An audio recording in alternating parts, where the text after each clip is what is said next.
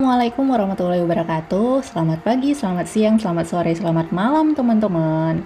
Nah, balik lagi ke channel Nurul Ayuda. Kali ini saya akan membagikan tutorial uji linearitas.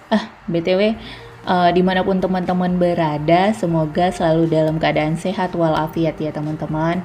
Nah, kali ini langsung saja sebenarnya kita akan melakukan uji linearitas yang dilakukan setelah uji asumsi ya. Kalau misalnya biasanya tahapannya tuh uji asumsi seperti uji normalitas, kemudian baru uji linearitas. Nah, uji linearitas baru nanti kemudian uji hipotesis. Nah, untuk yang pertama, teman-teman tinggal klik analyze, kemudian ambil converse means, ambil means ya. Dan untuk uji linearitas ini perlu dua variabel ya, setidaknya dua variabel, variabel X dan variabel Y, variabel independen dan kemudian satu lagi variabel dependen, atau bahasa lainnya variabel bebasnya satu, variabel terikatnya satu, yang mempengaruhi satu, yang dipengaruhi satu. Nah, itu udah banyak tuh nama lainnya ya. Kita klik means, kemudian intensitas kita pindahin ke mana ya. Intensitas ini saya tadi labeling untuk X1, jadi yang mempengaruhi berarti dia independen, kemudian narsisme ke dependen. Nah, kemudian teman-teman tinggal klik option. Oke, kita klik option dan yang dicontreng di statistic for first layers-nya itu test for linearity. Nah, tinggal klik kemudian continue and then okay. Ya, oke. Yang kita lihat adalah yang mana teman-teman? Kita lihatnya bagian sini. Ada row-nya linearity. Nah, bagian sini yang teman-teman lihat, kita ambil ke garis lurus, berhenti di sini kursornya, yaitu kecil dari 0,01. Nah, maksudnya apa sih?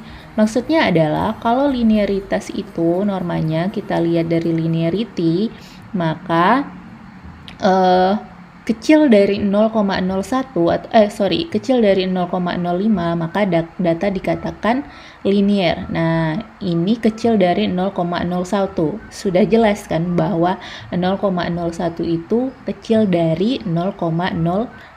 Jadi kalau dilihat dari sini maka datanya dikatakan linear. Nah, kalau misalnya lihat di garis plot biasanya digabungkan itu garisnya pada ke arah tengah, satu garis lurus gitulah, linear. Nah, ini kalau kita pakainya linearity. Nah, tapi kalau kita pakai deviation from linearity, maksudnya ada sebagian orang yang juga ngelihat deviation from linearity, maka deviation from linearity itu justru normanya kebalikan. Kalau tadi di linearity kecil dari 0,01, maka deviation from linearity itu besar dari 0,05 atau besar dari 0,01 ya. Enggak, harus besar dari 0,05.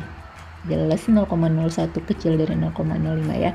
Jadi deviation from linearity itu normanya signifikansinya harus lebih besar dari 0,05 dan di sini adalah 0,756. Nah, gitu. Jadi datanya dapat dikatakan linear teman-teman karena dia besar dari 0,05. Tapi ini kebetulan datanya cantik ya, datanya cantik, linearity-nya kalau dilihat dari linearity linear, kalau dilihat dari deviation from linearity dia juga linear. Tapi ada tuh yang dia linear di signifikansi tapi di linearity tapi di deviation nggak linear. Nah, terus gimana gitu? Apa yang harus dilakukan? Itu tergantung pendapat teman-teman, pendapat yang teman-teman jadikan patokan ya, nanti tinggal baca pendapatnya siapa yang menurut teman-teman lebih relevan atau lebih kuat untuk menjawab hal ini gitu. Tapi sebenarnya kalau linearity ini, kalau sudah linear di sini, kemungkinan besar hipotesisnya juga diterima. Gitu ya teman-teman. Demikian tutorial hari ini. Mudah-mudahan bermanfaat. Mohon maaf kalau ada salah.